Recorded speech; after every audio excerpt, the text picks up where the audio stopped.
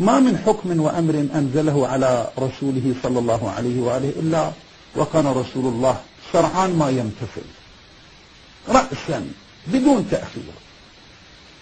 فقط قضية واحدة تأخر رسول الله في تنفيذها، وهي هذه لأمر ما في مسجد الخيف.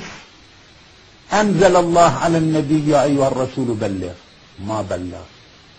منى، في منى، مسجد الخيف بمنى. فرغ من أعمال منى مرة ثانية يا أيها الرسول بلغ، لم يبلغ. يا أمة محمد، يا أمة محمد، سيد ولد آدم نبيكم يراد. بسم الله. فالزوج عن نبينا أغلى من كل شيء، هو مستقبلنا، هو حياتنا، هو دنيانا، وهو آخرتنا. اليوم نعرف الصادق من الكاذب.